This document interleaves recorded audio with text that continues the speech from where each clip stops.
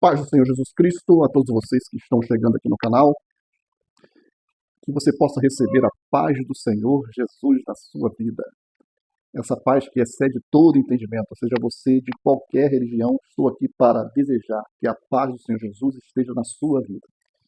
Meus queridos, hoje eu vou falar sobre um assunto, na verdade eu já tinha até gravado um vídeo, só que esse vídeo ele não ficou com uma qualidade de áudio muito boa, e eu acabei deletando esse vídeo, que é falando sobre a, a marca da besta. Mas nós vamos falar sobre esse tema num outro vídeo, até porque a ideia sempre é fazer vídeos curtos e o tema ele não favorece a um vídeo curto, porque existem muitos detalhes. Então, como eu falei sobre Daniel na primeira parte do vídeo, eu vou estar falando com os irmãos acerca de Daniel. Como eu sempre falo, irmãos, esse vídeo é para pessoas que estão praticamente caminhando agora no Evangelho, ou que já estão no Evangelho há muito tempo, mas nunca estudou a palavra de Deus a sério, nunca levou esse fato de estudar a Bíblia a sério. Então nós estamos aqui nesse momento para ajudar a essas pessoas.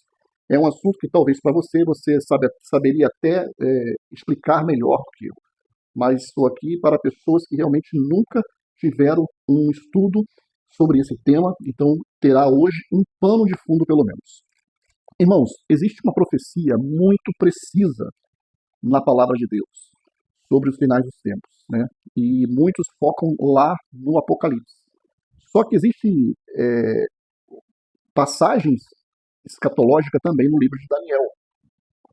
Assim como o livro de Apocalipse é um livro escatológico, nós temos também aqui em partes de Daniel, para dizer, o livro pode ser considerado escatológico o tempo todo.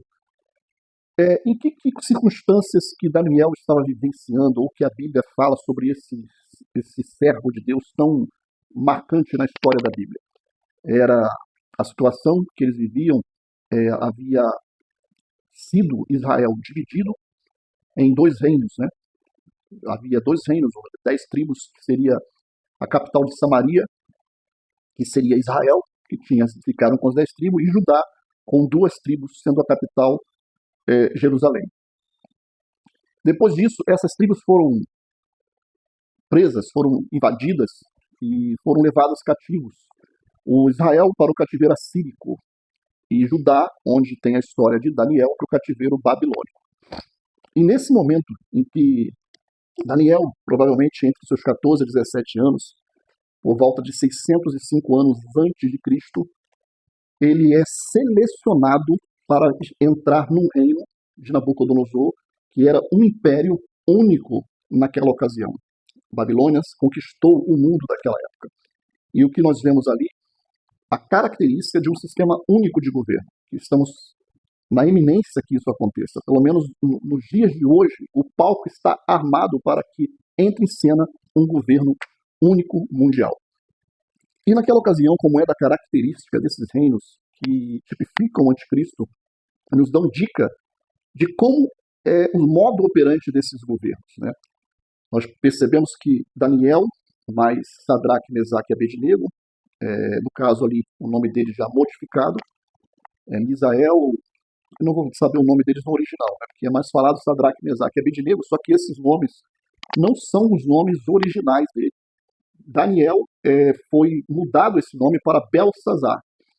Por que isso, meu querido? Toda característica de um reino anticristo, de um reino que tipifica o anticristo, a primeira coisa que se faz é destruir a identidade desse povo. E o que nós estamos vivenciando hoje no meio cristão é a destruição justamente da identidade cristã. Hoje, o que vemos por aí não se identifica com o Evangelho de Cristo. A maioria do que você vê pela internet, irmãos, não está nem de perto coincidindo com a identidade de Cristo, logo, uma identidade cristã. E o inimigo ele faz isso. A primeira coisa que ele quer é destruir a identidade, não foi diferente com Daniel. Colocou-se um novo nome e inseriu uma cultura culinária completamente fora dos padrões de culinária de Daniel. A cultura foi arrancada, ou tentaram arrancar essa cultura de Daniel. Então essa é a característica de um reino que tipifica o reino do anticristo. E justamente é o que percebemos hoje em dia. Naquela ocasião, o rei teve um sonho, e ele sonhou um sonho que o perturbou muito. O sonho era de uma imagem dele, cuja imagem tinha cabeça de ouro, os, a parte do tórax de prata, um quadril de bronze, as pernas de ferro e os pés de barro e ferro. Esse foi o reino dividido, esse foi a estátua que estava no sonho do rei Nabucodonosor. E o rei Nabucodonosor ordenou a todos no reino que todos eles, todos os magos, os adivinhos, os mágicos, os feiticeiros, que teriam que dizer, adivinhar o sonho que ele teve e depois a sua interpretação. Logo, lançando uma sentença de morte se aqueles feiticeiros e aqueles magos não acertassem o seu sonho. Uma outra característica que tipifica o anticristo. Na ocasião onde o anticristo estabeleceu seu governo na terra e se declarar contra a Cristo, todas as religiões serão proibidas. Até mesmo a sua, se você é do candomblé, do espírita, seixonoíta, todos, até mesmo os evangélicos, ninguém poderá mais bater tambor na macumba. Ninguém poderá mais servir a Buda. Ninguém poderá mais servir ao Senhor Jesus Cristo, com efeito de que sua cabeça seja cortada caso você desobedeça essa ordem. Então as religiões serão concentradas apenas em um só ser, o anticristo. Então você vê essa característica aqui também no reino de Nabucodonosor. E naquela ocasião, aqueles magos ficaram apavorados e Daniel foi orar, orou ao Senhor. E o Senhor, resumidamente falando, deu o sonho a Daniel, e não somente disse o sonho, como disse toda a interpretação. E como ficou essa interpretação? Essa imagem que ele teve, né, esse sonho que ele teve, foi algo apocalíptico, para muito além do seu tempo. Não só para o tempo dele, mas muito além também. E Daniel começou a decifrar o significado dessas divisões na imagem. A primeira divisão era a cabeça de ouro. E essa cabeça de ouro, ela simbolizava o próprio reino de Babilônia, que era um reino único. E como ele, outro não haveria. Essas são as palavras do próprio livro. E essa cabeça seria derrotada por dois reinos menores do que ele. Que seria, no caso, a parte do peitoral, como você está vendo aqui na imagem. Peito cruzado, braço, e os dois reinos que conseguiram conquistar Babilônia foi Medos e Persa. A imagem está ficando distorcida, mas eu não tenho mais aquele recurso porque, infelizmente, nos falta capital e a gente perdemos aí o aplicativo por falta de pagamento. Se você quiser contribuir, vou deixar o link no final. E os Medos e Persas dominaram e assumiram o império, derrotaram a Babilônia. Depois veio a parte do quadril, Alexandre o Grande. No livro de Daniel, capítulo, salvo engano, irmãos, eu vou dar uma olhadinha aqui rapidinho, mas eu acho que é Daniel 8:22, se eu estou enganado, 8:22, deixa eu ver aqui rapidinho, 8:22, isso mesmo. Diz assim, os 4 chifres que tomaram o lugar do chifre que foi quebrado são 4 reis. Seus reinos surgirão da nação daquele rei. Ou seja, Daniel prescreveu uma profecia de que aquele reino seria tomado por 4 reis do próprio reino daquele rei, que estaria agora dominando ali, que seria, no caso, Alexandre o Grande, a Grécia, a parte do quadril. E esse reino seria derrubado por 4 reis sem esforço nenhum, que seria esses 4 reis do próprio reino.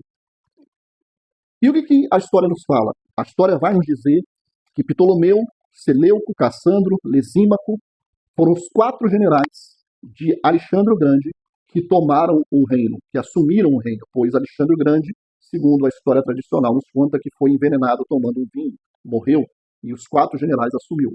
Depois temos ali as pernas de ferro, 2 pernas de ferro, o que simboliza o reino do Império Romano, que era dividido entre Oriente e Ocidente, 2 pernas.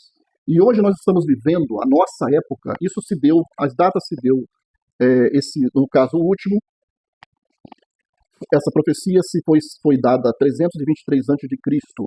E essa profecia ainda não se cumpriu, porque estamos vivenciando essa profecia. Nós somos a parte dos pés, nós somos a geração dos pés de barro com ferro. E o que nós podemos entender isso, irmãos, quando paramos para pensar sobre isso, vemos o que hoje?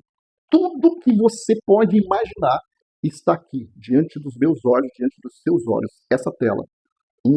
Praticamente um computador que você tem na sua mão, se você for comparar lá na década de 90 com 186, 136, 186, e Pentium 1, Pentium 2, lembra? Então, esse celular que você tem na mão, ele é muito mais capaz de armazenamento e de recursos do que aquele próprio computador do passado. Então, hoje, todos nós estamos envolvidos diretamente com o ferro. De que maneira? O metal que simbolizava ali é hoje os hardwares. Você tem câmeras espalhadas para tudo quanto é lado, você tem sensor de presença, você tem biometria. Quando eu trabalhava aqui na Prologos, para entrar lá eu tinha que colocar meu dedo, a minha digital. Tudo que você tem de documento hoje está envolvido, conta de banco, carteira profissional, carteira de habilitação de trânsito, tudo envolvido no celular. Você é praticamente controlado já. O governo já tem o controle sobre a sua vida e sobre as suas ações. Você já quase não consegue comprar sem Pix, porque você quase não anda com dinheiro, nota no seu bolso. Tem ali uns 10 reais, 20, 30 e nada mais do que isso. O resto tudo é negociado através do próprio celular. Então, na verdade, irmãos, o palco já está armado para o anticristo. E nós estamos vivendo que a era onde o ser humano depende totalmente do metal, representado pelo metal, que é os softwares, os hardwares, que está totalmente convivendo com a gente, com o povo, com o ser humano hoje. A era do barro com o ferro. Nós fomos formados, lembra, do pó da terra. Gênesis 1 diz isso. O ser humano foi formado do pó da terra. O barro com o ferro se unindo.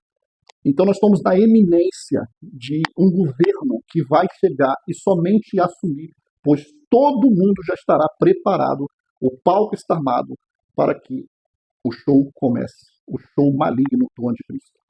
Então, meu querido, eu quero chamar você aqui ao temor, não ao medo, porque o temor, ele é a fonte de sabedoria. É onde você se prepara, onde você se precaver, onde você coloca a sua vida no altar para que você não seja pego desprevenido. O medo te causa fobia.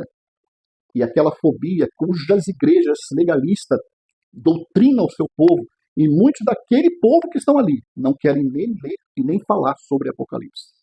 Então, meu querido, eu paro por aqui e que o Senhor possa te abençoar. Depois nós vamos falar no próximo vídeo sobre a marca da besta, segundo a ótica da unicidade. Deus te abençoe rica e abundantemente. Que Deus possa estar com todos e nos preparar para esses momentos que a Terra está por vivenciar.